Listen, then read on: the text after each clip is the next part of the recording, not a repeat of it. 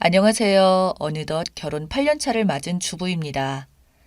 저와 남편은 3년이라는 연애 기간 동안 정말 뜨겁게 사랑했습니다. 하루도 못 보면 눈에 가시가 돋을 것 같아 1시간 반을 지하철 타고 오는 거리인데도 매일같이 만나 알콩달콩 연애를 했습니다.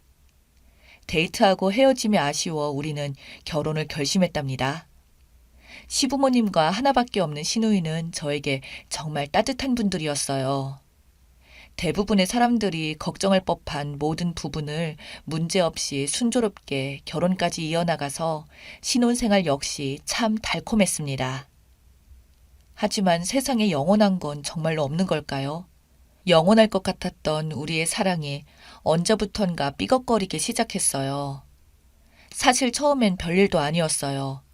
연애 시절 때를 돌이켜보면 남편은 일반 남자들이랑은 다른 매력이 꽤 많은 사람이었거든요. 결혼 전 저는 부모님과 함께 살고 있었고 남편은 자취를 했었기에 가끔씩 남편 자취방에서 데이트를 즐기곤 했어요. 항상 먼지 한 톨 없이 깔끔하게 정리되어 있었고 화장실이며 베란다며 일주일에 한 번씩은 꼭 청소를 해주는가 하면 차 안에도 부스러기 하나 없이 깨끗하게 유지하는 남편의 청결함이 저는 참 좋았어요. 친구들의 연애 스토리를 들어보면 남자친구가 다 좋은데 너무 자기 관리가 안 돼서 마음에 들지 않는다는 이야기를 들을 때마다 속으로 내심 뿌듯한 마음도 들었을 정도로요. 남편의 이런 깔끔한 성격은 결혼 후에도 그대로 왔어요. 집안일을 도맡아 하는 건 기본이고 제가 뭐라도 좀 하려고 하면 나는 청소가 취미여서 하는 거니 굳이 피곤하게 돕지 말라며 저를 소파에 앉혀주던 사람이었거든요. 설거지며 빨래며 주말마다 콧노래를 흥얼거리면서 해내던 남편의 뒷모습은 신혼 시절 제가 떠올리는 가장 사랑스러운 모습 중 하나이기도 했어요. 하지만 모든 사랑에는 유효기간이 있는 걸까요? 저와 남편의 깨소금 볶던 신혼생활이 언제인지 모르게 서서히 끝이 났어요. 언제부턴가 남편은 회사 일이 바쁘다며 자주 퇴근이 늦어졌고 저녁을 따로 먹는 일도 잦아졌죠. 저희는 자녀 계획이 없는 부부인지라 서로 공감할 만한 화제거리도 없고 자연스럽게 대화도 줄어들었죠. 그렇게 저희 부부 사이는 삭막해졌어요. 그 어떤 사건 하나 없이 말이죠. 그러던 어느 날 남편이 문득 말을 걸어왔어요. 이제 이 정도는 당신이 좀 해야 하는 거 아니야? 이걸 언제까지 내가 다 해야 해? 한 손에 음식물 쓰레기 봉투를 들고 있던 남편이 신발장에서 슬리퍼를 신으면서 한 말이었어요. 자그마치 3주 만에 저에게 말한 첫 마디가 바로 이거였죠. 설거지는 하더라도 음식물 쓰레기는 손도 대지 말라고 한 건 당신 아니야? 제가 되물었어요.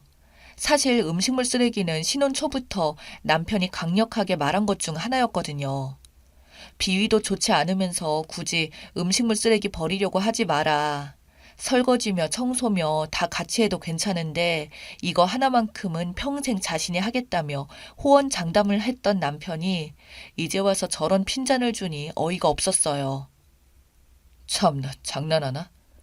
언제적 얘기를 꺼내는 거야? 제 말이 우습다는 듯 실소와 함께 현관문을 꽝 닫고 나간 남편을 보니 어안이 벙벙했어요. 대체 왜 저러는 건지. 크게 싸운 적도 서로 실수한 적도 한 번 없는데 우리 사이가 이렇게까지 차가워질 수 있는 건지 그때까지만 해도 도통 이해가 되질 않더라고요. 그날 이후로 우리 사이는 정말 돌이킬 수 없을 정도로 차가워졌어요. 이런 걸 보고 남보다 못한 사이라고 하는구나 하고 뼈저리게 느껴질 만큼요. 그 뒤로도 몇 주 만에 한 번씩 남편이 걸어오는 말은 기본적으로 대화가 아니었어요. 하나같이 불평, 불만 혹은 지적과 훈수였죠. 이건 왜 이렇게 안 하냐, 저건 왜 저렇게 놔두냐, 다른 사람들은 이 정도는 한다더라, 다른 집에서는 이런 건 대화거리도 안 된다더라 등등 가끔 걸어오는 말이 전부 저런 말이다 보니 저는 대꾸조차 하지 않는 상태가 돼버렸어요. 저도 사람인지라 자꾸 나쁜 말만 들으니 입이 저절로 닫혀버리더라고요. 남편의 청결함은 어느 순간부터 결벽증이라고 해도 될 만큼 심해져 갔어요. 깔끔함이 도가 지나치게 심해져서 저러는 건지 아니면 내 자체가 싫어서 불평할 건덕지를 찾다 보니 저렇게 된 건지 도무지 분간이 가지 않을 정도로 지적이 심해졌고 같은 지적을 받지 않으려고 남편이 퇴근하기 전 저까지 덩달아 병적으로 청소를 하는 지경에 이르렀죠. 의자를 딛고 올라서지 않으면 절대 닿지도 않을 아파트 천장의 몰딩까지 매일매일 싹싹 닦으면서 믿겨지시나요? 더욱 놀라운 건 그럼에도 불구하고 남편의 청소 지적은 늘어만 갔다는 사실이에요. 그러던 중 함께 시댁을 갈 일이 있었어요. 그 덕분이라고 해야 할까요? 남편과 단둘이 차 안에 타는 것도 서너 달 만이었죠. 그런데 놀라운 점이 하나 있었어요. 집안에서는 먼지 한 톨까지도 찾아내던 결벽증 수준의 남편의 차 안이 놀랍도록 지저분했기 때문이죠. 조수석에 흩어져 있던 과자가루는 물론 창문에는 덕지덕지 자국이 묻어 있고 뒷좌석에는 남편의 옷과 신발까지 어수선하게 놓여져 있었어요. 사실 이 정도로 다른 사람들의 자동차들과 비교해보면 그렇게까지 더러운 건 아니었지만 남편의 성격과 비교했을 때는 정말이지 말도 안 되는 정도의 상태였거든요. 차 안이 왜 이래? 라고 묻자 남편은 대답했어요. 말하지 말고 그냥 조용히 가자. 정말 궁금해서 물은 질문이었는데 남편은 그런 제 말을 역시나 또 단칼에 묵살시켜버렸어요. 이 사람은 이제 나를 더 이상 사랑하지 않는구나. 사랑하지 않는 정도를 넘어서서 우습게 보는구나. 여러 가지 감정이 다 들더라고요. 비참한 심정으로 다녀온 시댁 행사는 정말 괴로웠어요. 누구보다 따뜻하신 시댁 부모님들과 여전히 사랑스럽던 시누이의 얼굴을 오랜만에 보는데 아무 일 없이 괜찮은 척 하는 것이 생각보다 훨씬 힘들었거든요. 집으로 돌아오는 차 안에서 저는 다시 한번 물었어요. 무슨 일 있어? 남편이 심드렁하게 대답했어요. 무슨 일 있으면 어쩔 건데? 우리 집 행사도 아니고 당신 집 행사 다녀온 건데 나한테 말을 왜 그렇게 해? 무서워서 뭐 하나 물어보지도 못하겠다. 정말 언제까지 그렇게 퉁명스럽게 받아칠 건데? 변하지 않는 그의 태도에 화가 난 저는 속에 쌓여있던 말들이 하나 둘씩 터져나오기 시작했어요. 이렇게 얘기라도 해야 속이 시원하겠다 싶었거든요. 하지만 남편의 대답은 더욱 과간이었죠. 오히려 자기 분노에 불을 지피는 도화선이 되어버렸죠. 결혼한 지가 언젠데 아직도 우리 집 너희 집이냐? 나는 너를 매일매일 더 말하기 싫게 만든다. 왜 그러냐고? 다 너 때문이야, 너. 아무 이유 없어. 그의 말을 마지막으로 집 앞에 도착했어요. 더 이상 이유를 묻고 싶은 마음도 얘기를 터놓고 풀어볼 의지도 생기지 않더라고요. 남편의 마지막 말은 제 마음속에 정확하게 분노만 남겨줬어요. 그날 밤 뜬 눈으로 밤을 지새며 우리의 일상을 되짚어 보았지만 아무리 생각해도 제가 뭘 잘못한 게 없었어요. 도대체 뭘까? 동이 트는지도 모르고 계속되었던 지독한 생각의 끝에는 결국 확신이 생기더라고요. 아, 이건 나와 남편의 문제가 아니구나. 남편에게 뭔가 있구나. 다음 날부터 저는 남편이 원하는 대로 했었어요.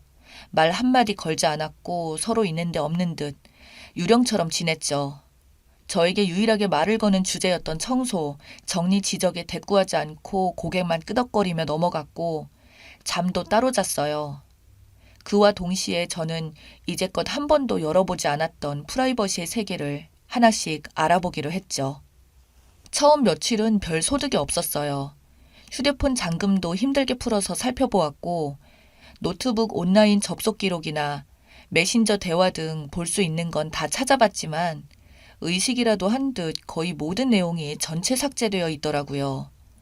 매일매일 백업이라도 해두는 건가 오히려 더 의심은 가는데 물증은 하나도 없는 느낌이었죠. 알아보면 알아볼수록 뭔가 있는 건 확실한데 너무 제대로 숨기고 있다는 그 느낌 있잖아요. 며칠을 허탕을 치고 내가 지금 뭐 하는 건가 하는 회의감도 들고 혹시 그 사람이 아니라 정말 나한테 문제가 있는 건 아닌가 싶기도 했어요. 안 좋은 감정에 오랫동안 지배되고 나니 저도 모르게 제 탓을 하고 있더라고요. 이러다가 나만 이상한 사람 되겠다. 그만하자 할 때쯤 스친 생각이 있었어요. 바로 그의 차였죠. 저는 장롱면허라서 운전을 할 일이 거의 없다는 걸 아는 남편이 유일하게 독립적인 공간이라고 생각하는 곳은 바로 차 안이었어요. 게다가 얼마 전 가족 행사 때 보았던 남편의 차 안이 너무나도 수상하게 더러웠다는 것도, 매일매일이 퇴근이 늦어졌다는 것도, 주말에도 이런 일 저런 일 만들어가면 꼭 외출하던 그의 모든 행적은 차 안에 고스란히 남아있을 수밖에 없겠구나 싶더라고요. 그날 밤 저는 이 궁금증과 확신의 경계선에서 어서 빨리 어느 쪽으로든 확인을 해야겠다는 생각밖에 없었어요. 남편이 오자마자 살며시 그의 코트에서 차키를 챙겼고 남편이 그렇게 원하던 음식물 쓰레기를 버리러 나가는 척하며 내려갔죠. 남편은 의심조차 못하더군요. 그저 제가 드디어 말귀를 알아듣고 음식물 쓰레기를 버리러 가는구나 하는 표정일 뿐이었거든요. 차 문을 열고 이리저리 뒤져보니 정말 가관이었어요. 그렇게 티끌 하나 없던 휴대폰과 노트북과는 달리 정말 제대로 안심을 한 건지 너무 많은 증거들이 나오더군요. 뒷좌석 주머니 속의 립스틱, 곳곳에서 보이는 긴 머리카락들, 정말 할 말이 없었어요. 마지막으로 상시 녹화되어 있던 블랙박스를 확인해 보았을 때는 정말이지 입에 담을 수도 없는 장면들이 수두룩했어요. 심장이 사정없이 뛰고 손이 덜덜 떨리더군요. 블랙 영상 내용들을 추려보았을 때 상대방은 거래처 사람인 듯 했어요. 눈물도 안 나오더라고요. 그에게 실망한 지 너무 오래돼서 사실 남편의 외도보다는 제 자신을 탓하고 의심했던 저에게 너무 화가 나더라고요. 난 잘못한 적이 없으면서도 이때까지 내가 잘못한 줄 알았구나 싶었죠. 그 더러운 차 안에서 한참 생각했어요. 생각하고 또 생각하며 제 자신을 추스렸어요. 얼마 지나지 않은 지금 저희는 별거 중입니다. 그리고 이혼 소송을 차근차근 밟아나가고 있어요. 그날 밤은 어땠냐고요? 남편에게 큰 소리 한 번 치지도 않았어요. 다만 가지고 올라간 증거물들만 얼굴에 집어 던지고 녹취며 영상이며 다 제 손 안에 있으니 최대한 깔끔하게 처리하자며 그날로 친정에 와 있네요. 시댁만 생각하면 너무나도 가슴 아프지만요. 어머님, 아버님 모두 제 편이세요. 그런 쓰레기는 아들로 둔 적 없다며 블랙박스 영상을 함께 확인하신 뒤로는 남편 연락도 받지 않고 있다고 하네요.